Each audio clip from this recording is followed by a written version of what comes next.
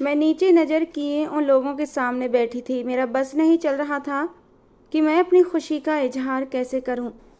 आखिरकार भाई की अथक मेहनत के बाद मम्मी इस रिश्ते के लिए मान गई थीं। लड़के वाले भी मुझे देखकर खुश नज़र आ रहे थे, यानी कि मैं उन्हें पसंद आई थी। यहाँ मेरा रिश्ता तय हो सकता था। थोड़ी देर वो लोग बैठे रहे। मम्मी से कई सवाल किए जिनका जवाब देना वो ज़रूरी नहीं समझ रही थीं, लेकिन मेरी भाभी और भाई ने उन लोगों को बहुत अच्छे से संभाल लिया था। लगभग 2 घंटे के बाद वो हमारे घर से चले गए थे और मेरी खुशी का ठिकाना नहीं था। मेरे चेहरे से ही मेरी खुशी झलक रही थी। मम्मी चुप थी। मुझे समझ नहीं आ रहा था कि वो ऐसा व्यवहार क्यों कर रही थी। उनका हर बार यही अंदाज होता था, लेकिन इस बार उनका रवैया कुछ अजीब था। वक्त अपनी रफ्तार से गुजर रहा था। मैं खुश थी क्योंकि मुझे पता था मेरा भाई मेरी शादी करा कर ही दम लेगा। अब तो मेरी भी इच्छा होने लगी थी कि मैं अपने घर की हो जाऊं। रात के 10 बजे वो खाना खाकर मम्मी के पास आया। जाहिर है कि वो जवाब चाहता था, उसे भी आगे बताना था। मैं खामोशी से अपने मोबाइल में लगी रही, लेकिन मेरे कान भाई की बातों की तरफ ही लगे हुए थे। भाई मम्मी की तरफ देखते हुए बोला, मम्मी लड़का बहुत अच्छा है, हमारी बेनिश को बहुत खुश रखेगा। आप एक बार इस बारे में सोचिए। मुझे तो लड़के में कोई कमी महसूस नहीं हो रही। मैं समझी थी कि मेरी मम्मी तुरंत हाँ कहेंगी, लेकिन ऐसा कुछ नहीं हुआ। बल्कि वो तेज आवाज़ में बोली, तुम्हें आखिर प्रॉब्लम क्या है? हर वक्त रिश्ता रिश्ता करते रहते हो। नहीं करनी अभी मुझे बीनिश की शादी। तुम्हें समझ क्यों नहीं आता? भाई ने हैरान होकर मम्मी की तरफ देखा और तड़प कर बोला, मम्मी आपको क्या हो गया है? आप क्यों उसकी शादी कराना नहीं चाहती? 30 साल की हो गई है बीनिश, आप ये बात क्यों नहीं समझ रही? लड़कियों की शादी जितनी जल्दी हो जाए उतना ही अच्छा होता है। क्यों अपने सिर पर बोझ लिए बैठी हैं? भगवान पापा की आत्मा को शांति दे, उन्हें स्वर्ग में जगह दे। पापा का कितना बड़ा सपना था कि वो बीनिश की शादी बहुत अच्छे घर में करें और अपनी बेटी को रहते बसते देखें। आप मरने के बाद पापा को आखिर क्या जवाब देंगी? क्यों आप बीनिश के साथ अन्याय कर रही हैं? नम आँखों से मैंने अपनी माँ को देखा था, जिन्हें मेरी खुशियों की कोई परवाह नहीं थी। उन्होंने भाई की बात सुनकर कहा, मैं जवाब दूंगी तुम्हारे पापा को, जो मुझे देना होगा। मेरी मर्जी, मैं उसकी शादी करूं या ना करूं। उसे मैंने जन्म दिया है, उसकी जिम्मेदारी मेरी है, तुम्हारी नहीं। और अगर तुम्हें उसे खिलाने पिलाने में परेशानी हो रही है तो मैं अपने परिवार से मांग कर उसे खिला दूंगी, लेकिन तुम्हें कुछ कहने की ज़रूरत नहीं है। मैं अपनी बेटी को अपने आप से जुदा नहीं कर सकती। क्यों तुम्हें ये बात समझ नहीं आती? उनके जज्बात मैं समझती थी, लेकिन अब वक्त हो गया था कि मैं अपने घर की हो जाती। भाई गुस्से में अपनी जगह से खड़ा हुआ और मम्मी की ओर देखकर बोला, बस बहुत हो गया मम्मी, आप उसकी शादी कराइए। कब तक अपने सिर पर उसको बिठाकर खिलाएंगी? और मेरी सलाह यही है, अगर आप अपने घर में सुख चाहती हैं तो लड़की को उसके घर का कर दें। मम्मी आप पाप कर रही हैं। एक जवान लड़की को बेवजह अपने घर पर बिठाया हुआ है। जमाना क्या बोलेगा? बेटों की शादी कर दी, बेटियों की भी शादी कर दी, लेकिन इस लड़की की शादी क्यों नहीं की? सब लोग थू थू करेंगे, लोग हजारों बातें बनाएंगे कि इसी लड़की में कोई कमी होगी, तभी इसकी शादी नहीं हुई। आप क्यों छोटे बच्चों की तरह जिद करती हैं? एक समझदार औरत बनी, इतने साल हो गए आपकी शादी को। भगवान ने आपको 4-4 बच्चे दिए, जिनमें से 3 बच्चों की शादी आपने अच्छे से कर दी है और वो अपने अपने घरों में खुश हैं। मगर अब तक आपको ये बात समझ में नहीं आई कि लड़की जितनी जल्दी अपने घर की हो जाए उतना ही अच्छा होता है। भाई ने मम्मी को समझाने के लिए एड़ी चोटी का जोर लगा दिया था, लेकिन मम्मी की कोई भी बात समझ नहीं आ रही थी। उनकी बस एक ही जिद थी कि मैं अभी बीनिश की शादी नहीं करूँगी। मैं उसके बिना नहीं रह सकती। वो मेरी सबसे छोटी बेटी है, मैं उसे बहुत प्यार करती हूँ। लेकिन मेरी माँ को ये कौन समझाता कि बच्चे ज़िंदगी भर माँ बाप के पहलू से लगकर नहीं बैठ सकते। उन्हें भी अपना घर बसाना होता है, उन्हें भी एक जीवन साथी की चाह होती है, और मुझे भी थी। मेरी उम्र 30 साल हो चुकी थी और मेरा भी मन होता था कि मेरा अपना घर बार हो, मेरा जीवन साथी हो, मेरे बच्चे हों और मैं अपने घर में खुशी खुशी अपने बच्चों की परवरिश करूं। लेकिन मेरी माँ की जिद के आगे मेरी जवानी के साल यूं ही बर्बाद होते जा रहे थे और मैं कुछ भी नहीं कर पा रही थी। भाई थक हार कर अपने कमरे में जा चुका था और मैं भी एक नज़र अपनी माँ की ओर देखते हुए उठकर अपने कमरे में चली आई थी। एक दिन मैं मम्मी के कमरे में गुमसुम बैठी थी। आज शाम भाई और भाभी मेरे सामने ही आइसक्रीम पार्लर गए थे। मेरा बहुत मन था कि वे दोनों मुझे भी अपने साथ ले जाएं। लेकिन उन्होंने तो मुझे देखना तक गवारा नहीं किया था। जब से मेरे छोटे भाई की शादी हुई थी, वो तो जैसे आसमान पर उड़ने लगा था। कभी पार्क जाता तो कभी आइसक्रीम खाने, और इन्हीं सब वजहों से मेरे दिल पर एक भारी बोझ आ गया था। मेरे दिल में भी ख्वाहिशें जगने लगी थीं। बड़े भाई तो काफ़ी संजीदा मिजाज के थे और उनकी बीवी कभी ऐसे काम करते भी नहीं थे। अगर करते थे तो चुपचाप। और बड़ी भाभी बहुत अच्छी औरत थीं। जब भी वो अपने पति के साथ बाहर जाती, मेरे लिए कुछ न कुछ ज़रूर लाती थीं। उनसे मुझे कोई शिकायत नहीं थी और ना ही छोटी भाभी से कोई बैर था, मगर छोटी भाभी की हरकतें अजीब थीं। वो बार बार मुझे ये एहसास दिलाती कि मैं उन पर बोझ हूँ। वो अपने पति के साथ मीठी मीठी बातें करती और उनके साथ चिपक कर बैठती। हर बात में मुद्दा यही उठाती कि लड़कियों की शादी 18-19 साल की उम्र में हो जानी चाहिए, वरना अच्छे रिश्ते नहीं आते और बालों में सफ़ेदी आने लगती है। कई बार बड़ी भाभी ने उन्हें टोका भी था, लेकिन वो अपनी आदत से बाज नहीं आती थी और यही सब बातें मेरे दिल को जलाकर राख कर देती थीं। कई बार मैंने दबे शब्दों में मम्मी को बताया और उन्होंने भाई से उसकी शिकायत भी की थी, लेकिन भाई ने मम्मी से तो कुछ नहीं कहा, बल्कि मुझे अकेले में बुलाकर जमकर डांट लगाई थी कि अगर तुम्हारी वजह से मेरा घर बर्बाद हुआ तो मैं ये घर छोड़कर हमेशा हमेशा के लिए चला जाऊंगा। उस दिन जब भाई ने मुझे इस तरह से डांटा था तो मैं बहुत रोई थी। अपनी हालत पर मुझे बहुत अफसोस हुआ। मैंने कभी किसी से अपने दिल की बात नहीं की थी। मैं अपने जज्बात कभी जाहिर नहीं कर पाती थी, क्योंकि मेरा नेचर ही ऐसा था। मैं चुपचाप कमरे में बैठी थी कि तभी मम्मी आई। उन्होंने मुझे इतना गुमसुम देखा तो मेरे पास बैठ गईं। मैंने उनकी तरफ एक नज़र डाली और तुरंत आंखों में आए आंसुओं को रोक लिया, क्योंकि मुझे पता था अगर उन्होंने सवाल करना शुरू कर दिया तो मुझे जवाब देना मुश्किल हो जाएगा। वह बहुत ही शर्मीली टाइप की लड़की थी और हमारे यहाँ अपनी शादी की बात खुद नहीं की जाती थी, और वैसे भी हमारी मम्मी ने हमें ऐसे पाला पोसा था कि हम उनके सामने अपने दिल की कोई बात कर ही नहीं पाते थे। मगर आज शायद मम्मी मेरी आंखों की उदासी को देख चुकी थी। उन्होंने मुझसे कहा, बिनिश तू उदास मत हो, तेरी शादी भी मैं जल्दी ही करवाऊंगी, बस मुझे थोड़ा वक्त दे। उनकी बात सुनकर मैंने उनके घुटनों पर सर रख दिया और फूट फूट कर रोने लगी। जब मैंने मम्मी के घुटनों पर सिर रखकर रोना शुरू किया तो वो अचानक घबरा गईं। वो मुझे प्यार से समझाने लगीं, लेकिन मेरी सिसकियां तेज हो चुकी थीं। तभी मेरी बड़ी भाभी कमरे में दाखिल हुई। मुझे इस हालत में देखकर वो भी असमंजस में पड़ गईं और मेरे ही पास आकर बैठ गईं। अब मम्मी और भाभी दोनों मुझे संभालने की कोशिश कर रहे थे, लेकिन मेरे आंसू थमने का नाम ही नहीं ले रहे थे। कुछ देर बाद जब मैं थोड़ा संभली तो मम्मी ने मुझसे मेरे रोने की वजह पूछी। मैंने बस इतना कहा कि मुझे पापा की याद आ रही है। अगर वो आज जिंदा होते तो आज हम सब कितने खुश होते और साथ रहते। शायद ये हमारी किस्मत में नहीं था। मम्मी ने थोड़ा बहुत समझाकर सिर हिला दिया, लेकिन छोटी भाभी की तीखी नज़रें मुझे अंदर तक चुभ रही थी। थोड़ी देर तक हम तीनों ने बात की और फिर मैं चुपचाप अपने कमरे में चली आई। मैं वहाँ ज़्यादा देर तक बैठ नहीं पाई, क्योंकि जब जब मैं मम्मी को देखती तो मुझे अपने हालात पर अफसोस होता कि आज मैं जो इस स्थिति में हूँ वो सिर्फ़ और सिर्फ मम्मी की वजह से हूँ। पहले तो मैं समझती थी कि वो मुझसे बहुत प्यार करती हैं, इसलिए मेरी शादी करना नहीं चाहती, लेकिन जैसे जैसे वक्त बीतता गया मुझे उनकी असलियत समझ में आने लगी थी। वो किसी और वजह से मेरी शादी करना नहीं चाहती थी जो अब तक मुझसे छिपी हुई थी, वरना मम्मी मुझे भी वैसे ही चाहती थी जैसे अपनी बाकी औलाद को चाहती थी। इसमें मेरे लिए कुछ नया नहीं था। करीब 2 घंटे बाद मेरी भाभी मेरे कमरे में आई। उनके हाथ में दूध का गिलास था, जिसे देखकर मैं हैरान हुई, क्योंकि इससे पहले कभी ऐसा नहीं हुआ था कि भाभी मेरे लिए दूध लेकर आई हों। उन्होंने मेरे सामने दूध का गिलास रखा और मुझे पीने के लिए कहा। पहले तो मैंने मना किया, लेकिन उनकी नीयत को देखकर मैंने चुपचाप वो दूध का गिलास अपने मुंह को लगा लिया। फिर उन्होंने मेरी ओर देखते हुए पूछा, बिनिश क्या तुम किसी को पसंद करती हो? उनके इस अचानक सवाल से मैं घबरा गई और सिर ना में हिलाकर इनकार कर दिया। मेरी हालत ख़राब हो गई थी, क्योंकि मैंने कभी सपने में भी नहीं सोचा था कि कोई मुझसे ऐसा सवाल करेगा। मैंने तुरंत ही इनकार कर दिया। मैं तड़प कर बोली, भाभी आपको गलत फहमी हुई है।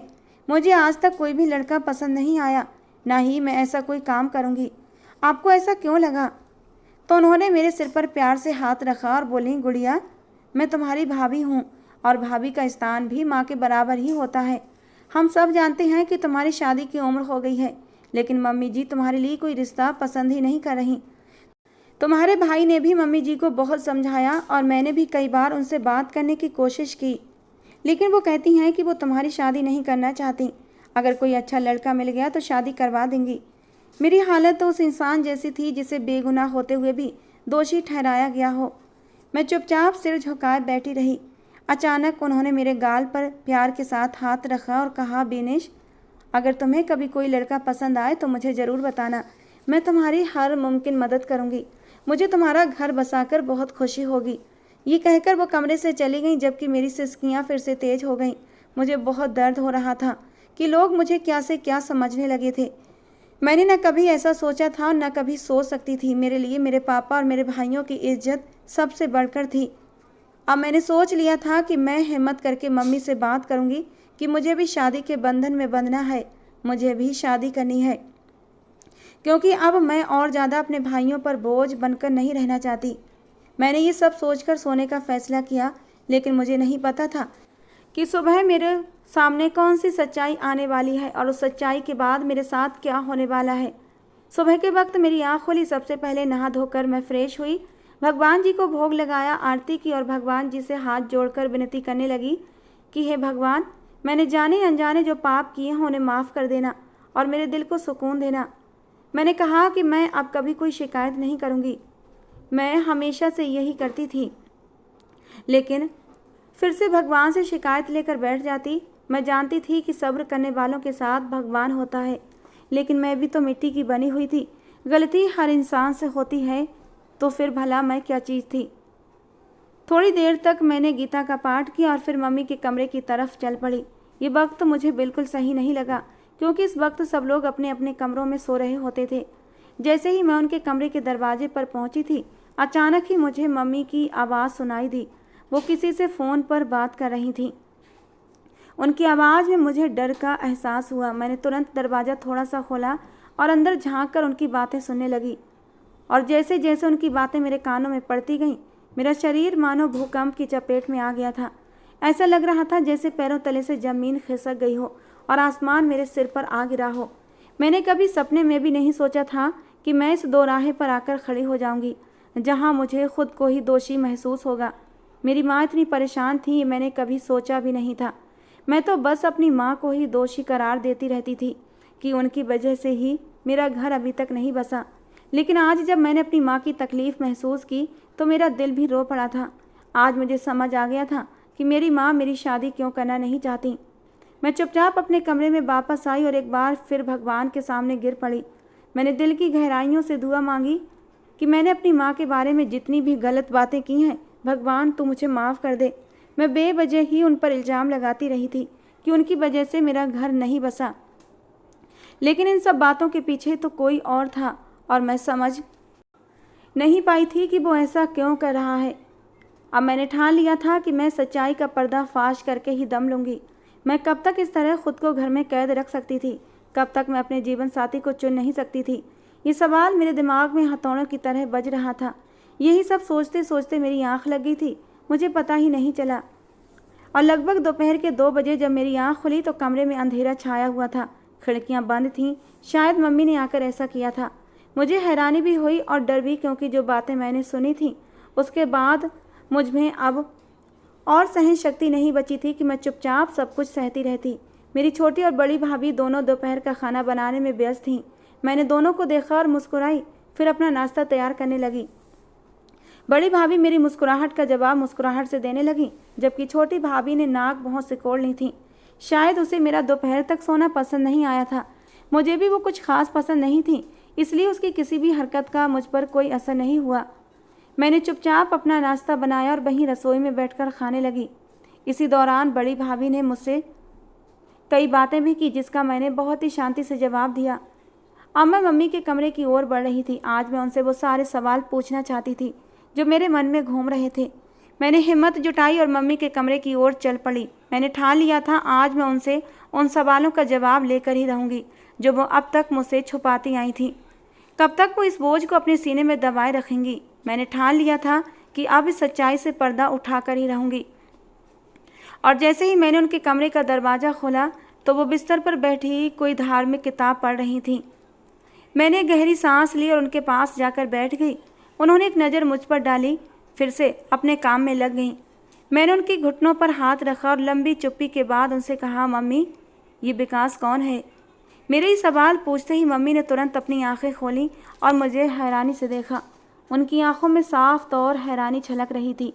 मैंने एक बार फिर अपने सवाल को दोहराया तो वो घबराकर अपनी जगह से उठकर खड़ी हुई और मेरी ओर देखते हुए कहने लगी, कौन विकास? मैं किसी विकास को नहीं जानती और आइंदा ये नाम अपनी जुबान पर मत लाना। उठो, अपने कमरे में जाओ, मुझे सोना है, मुझे नींद आ रही है। मैंने मम्मी के कंधों पर हाथ रखा और उन्हें वापस बिस्तर पर बिठा दिया। उनके पैरों में बैठकर मैंने उनके हाथ थामे और उनकी आंखों में देखते हुए कहा, मम्मी आप इतनी परेशान क्यों हैं? मैं जानती हूँ आप बेगुनाह हैं और सारा इल्ज़ाम अपने सिर पर ले रही हैं, जिसकी वजह से आपकी औलाद भी आपसे नफरत करने लगी है। मुझे बताइए मम्मी, ये विकास कौन है और क्यों मेरे पीछे पड़ा है और वो ऐसा क्यों कर रहा है? मेरे बार बार और लाख पूछने के बावजूद भी उन्होंने कुछ नहीं कहा और मेरे जिद करने पर आखिरकार थक हार कर उन्होंने गुस्से में मेरे चेहरे पर एक थप्पड़ जड़ दिया। लेकिन मैं अपनी जगह से नहीं हिली और एक ही बात पर अड़ी रही कि अगर आपने मुझे नहीं बताया तो मैं अपने दोनों भाइयों से इस बारे में बात करूंगी। अब ये मामला इतना छोटा नहीं है जितना आप समझ रही हैं। कोई अजनबी व्यक्ति इस तरह मेरी ज़िंदगी पर हुकूमत नहीं कर सकता। वो होता कौन है मुझे अपने हुक्म मानने पर मजबूर करने वाला? और आप क्यों डरती हैं उससे? वो आपका कौन है? मैं अभी कुछ और कहती, इससे पहले ही उन्होंने मेरे होंठों पर अपना हाथ रख दिया और मुझे चुप करवा दिया। वो डर के मारे मेरी ओर देखकर बोली, चुप हो जाओ, अगर उसने सुन लिया तो वो तुम्हें कहीं का नहीं छोड़ेगा। विकास कस्तूरिया, जितना तुम उसे आसान समझ रही हो वो उतना ही ख़तरनाक आदमी है, इसलिए अपनी ज़ुबान बंद रखो। मैंने लाचारी से माँ की ओर देखा और दुख भरे लहजे में कहा, कब तक आप उससे डरती रहेंगी और इस तरह जीती रहेंगी? बस कर दीजिए, अब मैं और इस तरह अपनी ज़िंदगी नहीं जी सकती। पहली बार मैं अपनी माँ के सामने इतना दुख होकर बोली थी। उन्होंने मुझे तड़प कर देखा और कहा, मैं तुम्हारी बातों का मतलब नहीं समझ पाई बेनिश, तुम कहना क्या चाहती हो? मैंने चुपचाप अपनी माँ की ओर देखा और अपने दिल की सारी बातें उनके सामने खोल कर रख दी। मैंने कहा, मम्मी सब खुश हैं, सब अपनी अपनी ज़िंदगी में बिजी हो गए हैं, सिर्फ मैं हूँ जो अब भी आपके दर पर बैठी हुई हूँ। मैं ये नहीं कहती कि मुझे यहाँ सुकून नहीं मिलता, लेकिन मम्मी मेरी भी कुछ इच्छाएं हैं, मेरे भी कुछ जज्बात हैं जिन्हें मैं कब तक दबाऊंगी? मेरी माँ ने मुझे हैरानी से देखा। मैं बहुत कम बोलने वाली लड़की थी, लेकिन आज मैं मजबूर हो गई थी, क्योंकि मैं जानती थी मेरी माँ जिस तकलीफ़ से गुजर रही हैं, अगर मैंने आज उनके सामने ये बातें नहीं कहीं तो वो कभी भी कोई ठोस कदम नहीं उठाएंगी। उन्होंने मुझे देखा और कहा, मुझे इन सब बातों का पता है, मैं जानती हूँ तुम्हारी आंखों में ये उदासी किस बात की है, लेकिन बेनिश मैं मजबूर हूँ, मैं चाहकर भी तुम्हारे लिए कुछ नहीं कर सकती। उनकी इस बात से मैं तड़प उठी और बोली, लेकिन मम्मी ऐसा क्यों है? आप तो एक समझदार और बहादुर औरत हैं, आपने हर मुश्किल वक्त में हिम्मत से काम लिया है, तो आज ऐसा क्यों? उन्होंने मेरी ओर देखते हुए कहा, जब बात अपने से ताकतवर इंसान की आ जाती है तो इंसान बेबस हो जाता है। विकास कस्तूरिया कोई आम इंसान नहीं है, वो बहुत ही ख़तरनाक ज़मींदार है, तुम्हारे पापा के जिगरी दोस्त का इकलौता बेटा।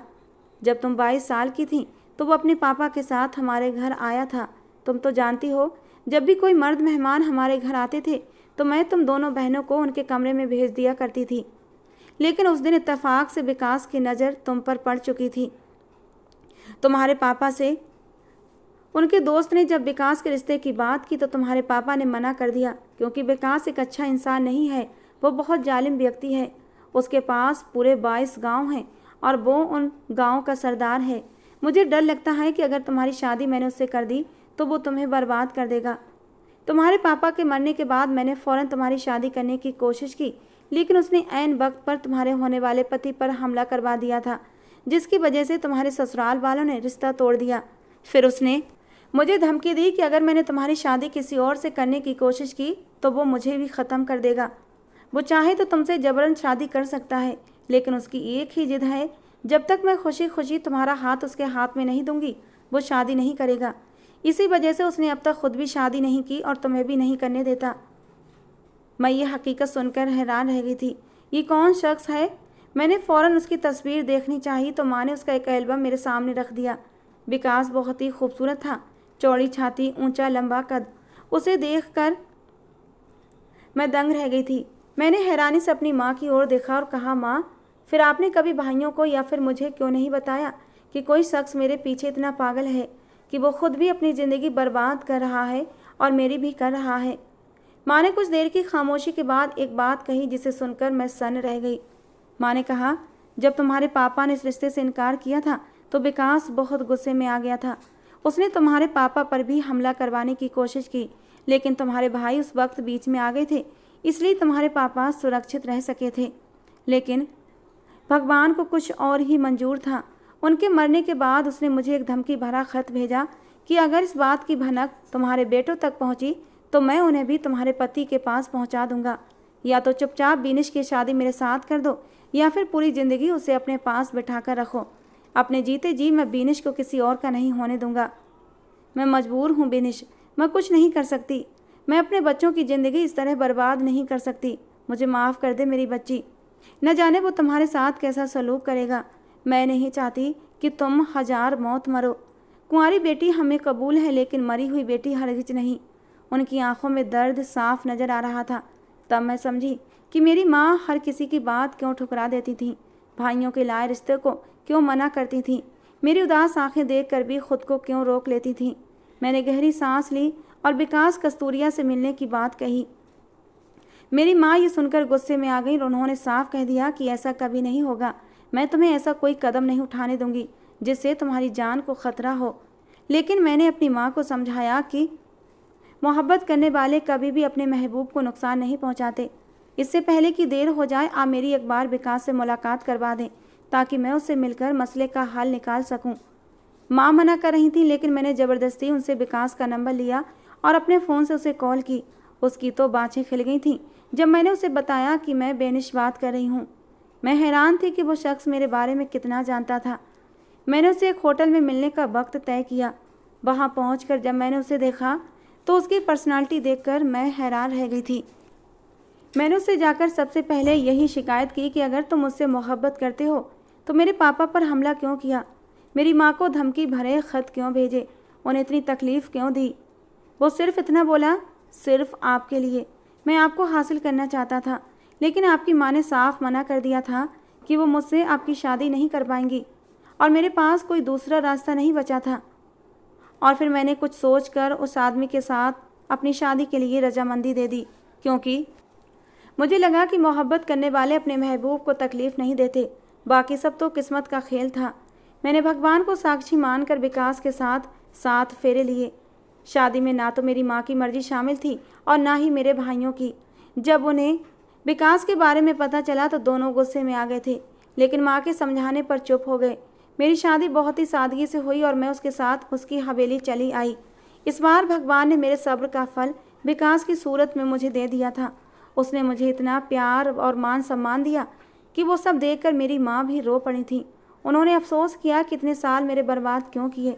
बाकी हम लोग अपनी तरफ से न जाने क्या क्या सोच कर खुद पर जुल्म करते रहते हैं, लेकिन एक बार भी सच्चाई पर नज़र नहीं डालते।